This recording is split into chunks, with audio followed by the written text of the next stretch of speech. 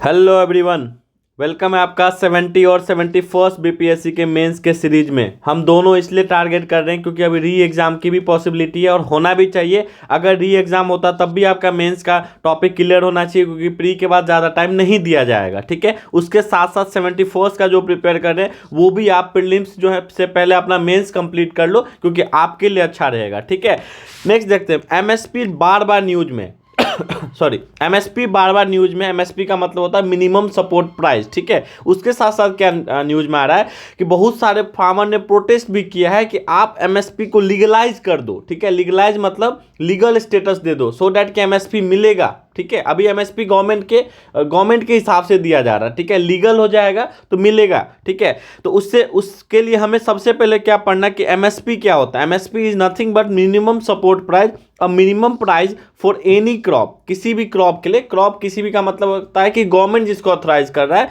उसका जो minimum price है that the government consider as a remuneration for farmers and hence deserving for support. तो ये ध्यान पे रखना है, जिस क्रॉप को गवर्नमेंट ऐड करेगा उसके लिए जो मिनिमम प्राइस गवर्नमेंट तय करती है उसको हम लोग मिनिमम सपोर्ट प्राइस बोलते हैं। ठीक है, और इसको डिसाइड कौन करता है, रिकमेंड कौन करता है, तो CACP करता है, that is called commission for agriculture cost and prices recommended MSP for 22 mandate crop. तो 22 मैंडेट क्रॉप्स के लिए एमएसपी का रेट जारी होता है और रिकमेंड कौन करता है, तो commission for agriculture cost and prices करता है। उसके साथ फेयर और रिम्यूनरेटिव प्राइस जो है ना, जिसको हम एफआरपी बोलते हैं, वो शुगर केन के लिए लागू होता है। ये आप ध्यान पे रखोगे। ठीक है, उसके साथ साथ जो एमएसपी है ना, उसके थोड़ा सा हम टेक्निकल टर्म को भी देख लेते हैं कि एमएसपी को डिसाइड करने के लिए दो चीज देखा जाता है, एक होता है A2, एक होता है FL कॉस्ट। A2 जो होता है वो उसको हम लोग इनपुट कॉस्ट बोलते हैं और FL कॉस्ट को हम लोग बोलते हैं लेबर कॉस्ट। इसके बाद जो भी कॉस्ट होता है उसको हम 1.5 से मल्टीप्लाई करते हैं, that is called minimum support price. ठीक है, उसके साथ जब MS स्वामीनाथन को देखोगे तो उन्होंने बोला था we should not only focus on A2 and FL but also C2 cost. C2 cost क्या है कि आप इंटरेस्ट ऑफ लैंड, अगर लैंड का जो इंटरेस्ट है या फिर जो कैपिटल लग रहा है, कैपिटल इनपुट लग रहा है लैंड को लेके, उसको भी आप कंसीडर करो क्योंकि बहुत सारे फार्मर जो मार्जिनल सेक्शन ऑफ फार्मर जो ज्यादा है वो लोग लैंड जो है ना लीज पे लेके फार्मर करते हैं। तो ये याद रखने की जरूरत है। अब देखो,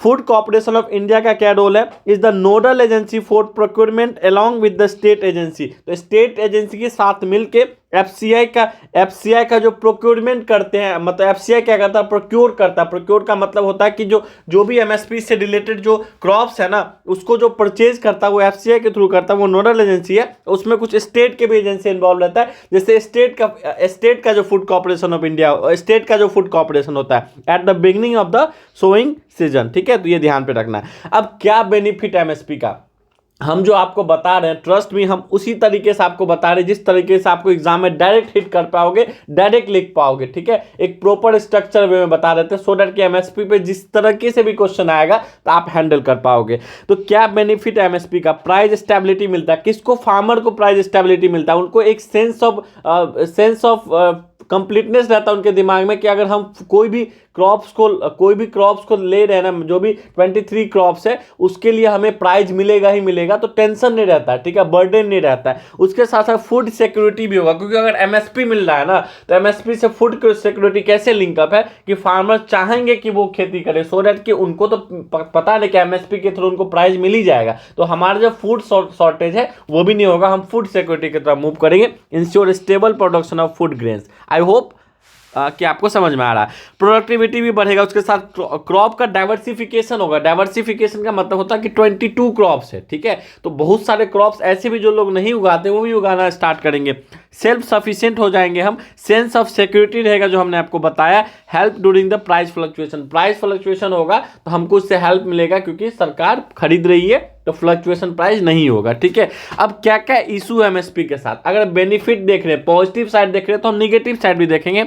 लो अवेयरनेस है, बहुत सारे लोगों को तो एमएसपी के बारे में पता ही नहीं है। Many farmers are unaware of the MSP and are exploited by middle man. होता क्या है, दो कारण है इसका, बहुत सारे लोग एमएसपी के बारे में नहीं पता होता है। लेट्स इमेजिन एमएसपी पे 2000 रुपये पर क्विंटल 2000 रुपये अगर मान लो धान बिक रहा है। ठीक है, तो आप देखो कि मिडिल मैन क्या करता है ना कि आपको सिर्फ 1500 देगा। ठीक है, आपको तुरंत मिल जाएगा, कैश तुरंत वो दे देगा, वो जाके 2000 में बेच लेगा एमएसपी के प्राइस पे। लेकिन होता क्या ना इसमें जो फार्मर है ना उनका भी गलती नहीं है अगर नहीं पता है उनको। तो मिडिल मैन उनका फायदा कैसे उठाता है कि उनको क्या होता है कि जब गवर्नमेंट की तरफ से एमएसपी का जो प्राइस मिलना होता है ना 2000, अगर जाके एमएसपी में बेचेंगे तो जो 2000 उनका पैसा आने लगता है वो कभी कभी डिले हो जाता है। फार्मर्स जानते ही हो कि अगर वो कुछ बेच रहे हैं उनको तुरंत पैसा चाहिए, क्योंकि नेक्स्ट सीजन के लिए उनको कुछ ना कुछ क्रॉप्स के लिए इनपुट खरीदना होता है। तो उनके साथ ये प्रॉब्लम हो जाता है, डिले इन पेमेंट हो जाता है, इसलिए इस चीज का फायदा मिडिल मैन को मिल जाता है। ठीक है, तो सरकार को इस पर ध्यान देना चाहिए। डिमांड एंड सप्लाई का दिक्कत है, होता क्या है ना, there are no laws for that require private traders to buy at the MSP. ऐसा कोई लॉ ही नहीं है कि प्राइवेट ट्रेडर्स जो है ना वो आपको एमएसपी पे ही परचेज करे। मिनिमम सपोर्ट प्राइस तो है, लेकिन सपोर्ट जो मिनिमम सपोर्ट प्राइस वो गवर्नमेंट के द्वारा है, तो ऐसा नहीं है कि उससे कम में खरीदा नहीं जा सकता है, उसके कम में भी प्राइवेट ट्रेडर खरीद लेता है। प्राइवेट ट्रेडर डिटो हाथों हाथ पेमेंट कर देते हैं, तो किसान के लिए आसान हो जाता है। इसलिए क्या होता है कि ये पूरा का पूरा डिमांड और सप्लाई पे हो जाता है। So prices are determined by demand and supply, कितना डिमांड और कितना सप्लाई इस पे डिपेंड हो जाता है, इरेस्पेक्टिव ऑफ एमएसपी क्या है। ठीक है, only 10% of the farmer, even less than of the farmer sold under MSP.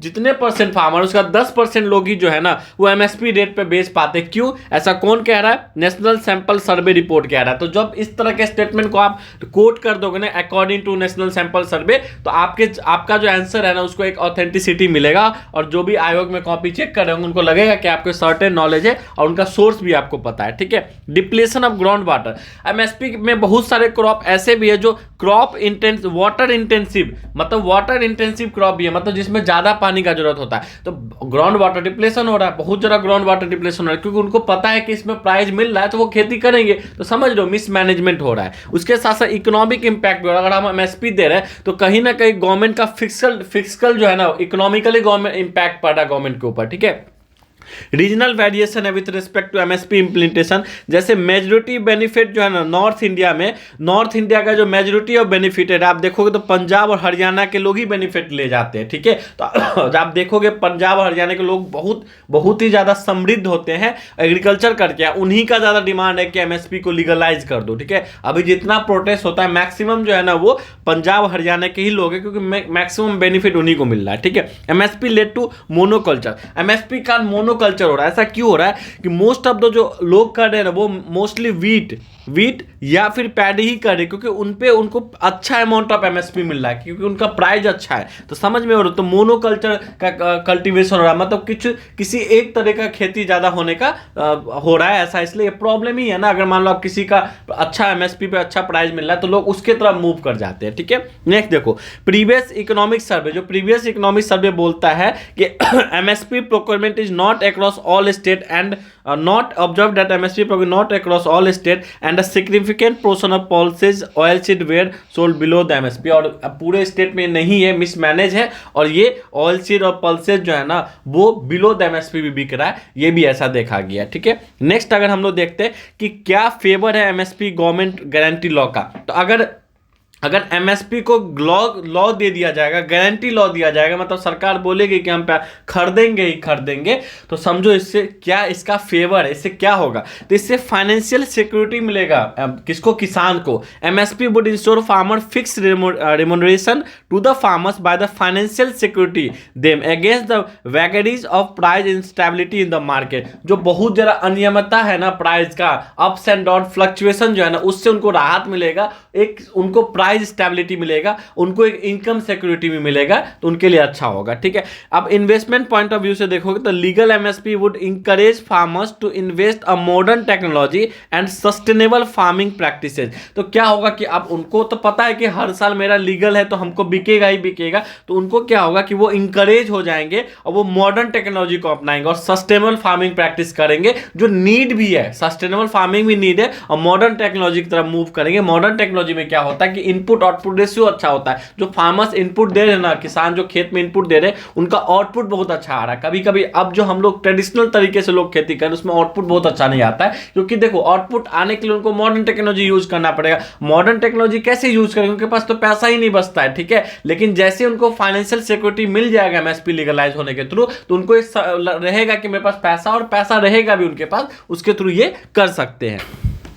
ठीक है। तो देखो होगा क्या ना, जैसे लीगल एमएसपी होगा ना तो कोई भी प्राइवेट प्लेयर जो है ना एमएसपी से नीचे में नहीं खरीद पाएगा। तो ये जो मिडिल मैन जो है ना, मिडिल मैन का खत्म हो जाएगा, मिडिल मैन खत्म हो जाएंगे, ठीक है। इसलिए नीड है लीगल एमएसपी का, लीगल एमएसपी का इसलिए जरूरत है। क्रॉप डाइवर्सिफिकेशन होगा, जैसे ही लीगल एमएसपी होगा तो लोग क्या करेंगे, मल्टीपल डाइवर्सिफिकेशन पे जाएंगे, बहुत सारे क्रॉप उगाएंगे। और legal MSP would encourage farmers to grow less water intensive crops like pulses and millets, ठीक है। तो इससे होगा, ठीक है।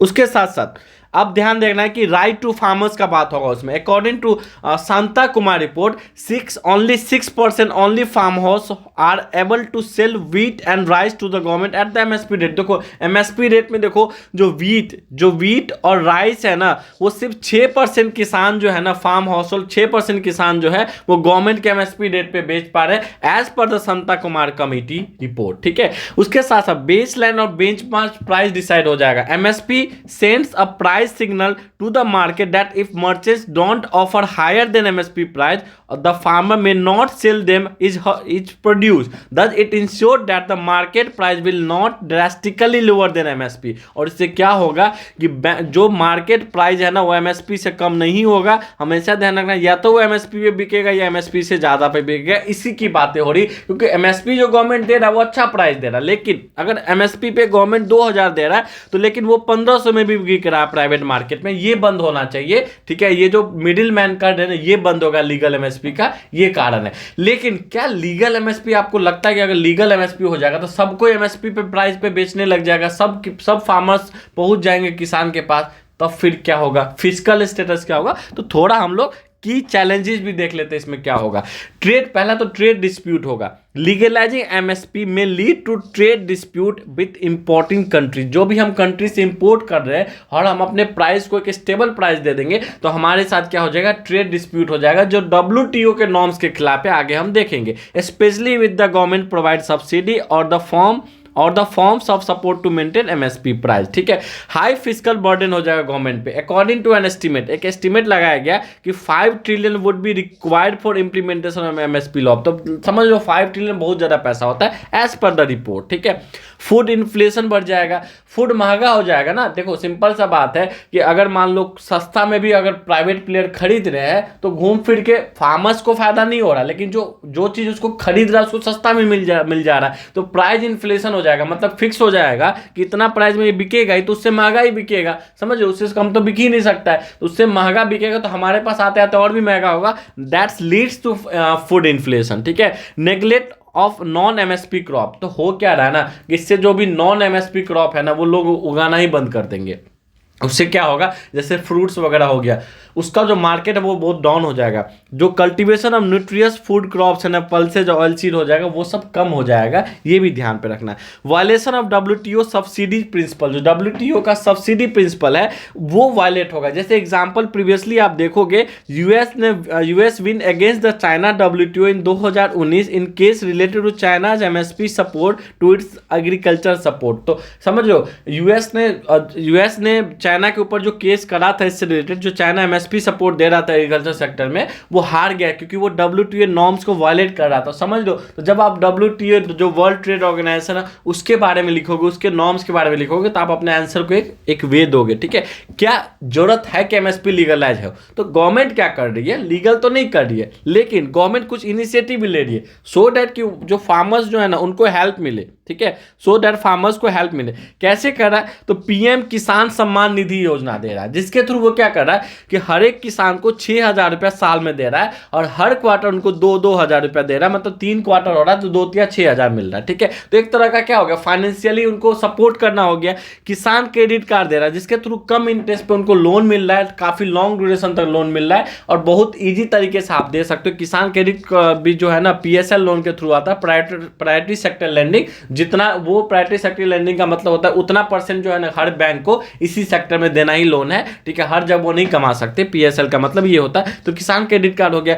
PM कृषि सिंचाई योजना, तो इरिगेशन के लिए सपोर्ट कर रही है। उसके साथ साथ PM फसल बीमा योजना, इसमें क्या होता है कि कभी कभी फसल बर्बाद हो जाता है, उससे पहले क्या होता है कि आप इंश्योरेंस करा सकते हो। इंश्योरेंस कराओगे तो अगर क्रॉप बर्बाद भी हो गया तो आपको इंश्योरेंस का पैसा मिल जाएगा, ये गवर्नमेंट कर रही है। और एग्री इंफ्रास्ट्रक्चर फंड बनाया जा रहा है जिसका साइज जो है 1 लाख करोड़ किया जा जा रहा है, समझ लो। तो ये सब गवर्नमेंट सपोर्ट भी कर रही है। तो अब एमएसपी करने के लिए, एमएसपी को लीगल करने के लिए गवर्नमेंट को बहुत सारा पैसा चाहिए, ठीक है। तो फिजिकल बर्डन बढ़ जाएगा गवर्नमेंट के ऊपर। तो इतना आसान नहीं है एमएसपी को लीगलाइज करना, खासकर इतने सारे क्रॉप्स को, 22-23 क्रॉप्स को। तो यही आज का लेक्चर था। आई होप कि 15 मिनट्स में आपको बहुत कुछ मिला है। हो सकता है कि मेरा एक्सप्लेनेशन आपको नहीं मजा आता हो, तो आप इस नोट्स को देख सकते हो टेलीग्राम में जाके। लेकिन मेरा ऐसा मानना है कि अगर आप सुन के अगर नोट्स को पढ़ोगे तो एग्जाम में ज़्यादा याद रख पाओगे, क्योंकि एक बार सुनना 3 बार पढ़ने के बराबर होता है। बहुत ऐसा चीज़ होगा जो आप पढ़ के नहीं गौर पर कर पाओगे, लेकिन बहुत ऐसा चीज़ होता है जहां हम बताएंगे, आपको बार बार बोलेंगे तो आप उस चीज़ पॉइंट को हिट कर पाओगे। आई होप कि आपको मजा आया होगा। सब्सक्राइब कीजिए और इसको शेयर भी कीजिए, और हमें कमेंट में बताइए क्या आपको इस तरह का लेक्चर नीड है, तो हम कंटिन्यू रखेंगे। Thank you everyone.